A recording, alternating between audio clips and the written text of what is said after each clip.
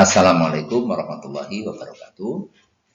Selamat datang pada mata kuliah Ekonomi Moneter Islam. Pada kesempatan ini saya akan menjelaskan materi tentang permintaan uang dalam Islam. Jadi Islam itu punya pandangan yang khas tentang uang. Jadi uang ini adalah bagian penting dalam perekonomian, sehingga Islam memandang bahwa permintaan uang itu harus benar-benar memberikan manfaat, baik bagi individu yang punya uang maupun masyarakat secara luas. Bagaimana permintaan uang dalam Islam? Kami akan menjelaskan. Ya. Pertama, pengertian dalam Islam ya tentang uang. Jadi uang dalam Islam itu bukan modal. Jadi uang dalam pandangan Islam adalah merupakan barang publik yang harus memberikan manfaat yang luas kepada seluruh masyarakat. Jadi dalam pandangan Islam, meskipun seorang itu punya uang, maka dia tidak boleh semena-mena menggunakan uang itu. Misalnya merusak secara fisik atau menimbun ya, uangnya, yang itu akan berakibat merugikan masyarakat secara luas. Jadi sementara itu dalam terminologi sebagai nilai uang, ya, uang itu didefinisikan sebagai kerangka terminologi sebagai alat standar untuk mengukur nilai. Jadi alat untuk mengukur nilai. Jadi misalnya antara baju dengan sepatu misalnya, maka berapa nilainya, maka disitulah kita bisa membandingkan berapa harga dari masing-masing barang itu. Kemudian juga sebagai alat ukur serta sarana pembayaran yang tertunda, yang diterima secara luas. Nah, uang ini secara hukum dapat digunakan untuk menyelesaikan masalah kebutuhan dan kewajiban bagi individu. Nah, peran uang dalam Islam, pertama adalah setiap produk, barang, dan layanan disediakan di pasar dapat dibeli dengan menggunakan alat tukar, yaitu uang. Dan dengan catatan di sini bahwa barang-barang yang dipertukarkan dengan uang atau ditransaksikan dengan uang itu adalah barang-barang yang halal, yang tidak merugikan, yang tidak melanggar syariah Islam. Yang kedua, unit perhitungan, yaitu uang dapat menampilkan satuan nilai yang ada di setiap barang atau jasa yang diperdagangkan. Dan yang ketiga, alat untuk menyimpan kekayaan adalah di mana uang dapat ditabung dalam bank dengan bentuk rekening atau uang dapat disimpan dalam bentuk tunai, yang bertujuan untuk mendapatkan kemudahan saat bertransaksi dan juga untuk berjaga-jaga dengan kondisi pendapatan. Nah, norma rasio utang, yaitu uang dapat memudahkan kita untuk dalam kaitannya dengan penyelesaian utang piutang dan sebagainya.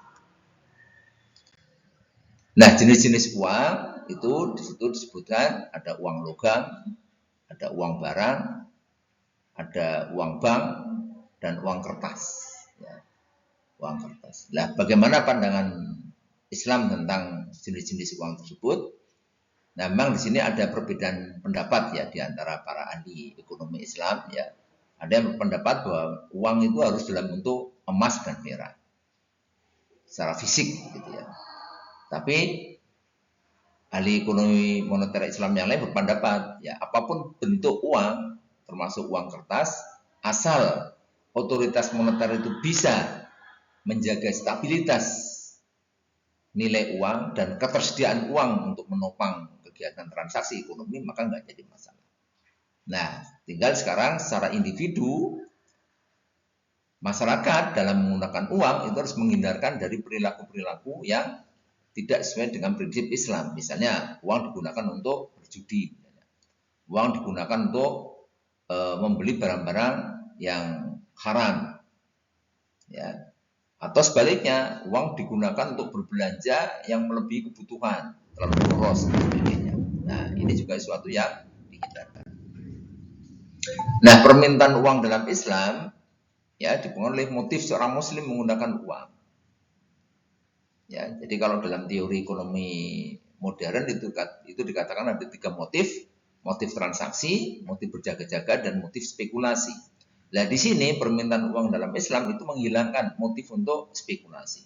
Jadi benar-benar uang itu digunakan untuk kegiatan transaksi yang itu nanti dampaknya itu tidak hanya bagi pemilik uang, tapi juga secara luas masyarakat itu juga akan memperoleh dampak melalui efek multiplier.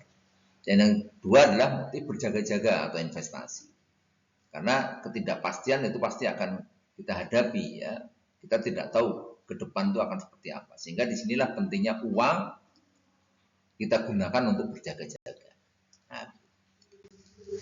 Nah, permintaan uang dalam 3 mazhab menurut pandangan mazhab Iqtisaduna bahwa permintaan uang hanya ditujukan pada 2 tujuan, yaitu transaksi dan berjaga-jaga. Mazhab ini menolak uang digunakan sebagai komoditas atau motif untuk spekulasi. Kalau mazhab mainstream mendasarkan bahwa dasar teori pada mazhab ini adalah untuk mengarahkan sumber daya agar dialokasikan dengan efektif dan efisien. Jadi menekankan penggunaan uang secara bertanggung jawab yang beri manfaat luas, ya, sehingga melarang berbagai macam bentuk perilaku penggunaan uang yang bisa merusak kegiatan ekonomi secara luas, misalnya penimbunan, ya, atau menimbun kekayaan uang. Sebab kalau uang itu didiamkan, berhenti, mengalir, maka ekonomi akan kekeringan, ya, likuiditasnya jadi semakin berkurang, sehingga akan mengurangi daya dorong ya perekonomian secara makro, dan ini akan berdampak tidak baik bagi masyarakat secara luas. Yang kedua adalah mazhab alternatif, ya, mazhab alternatif memandang bahwa uang adalah bisa digunakan untuk berbagai macam kepentingan sepanjang hal itu tidak melanggar prinsip-prinsip syariat Islam.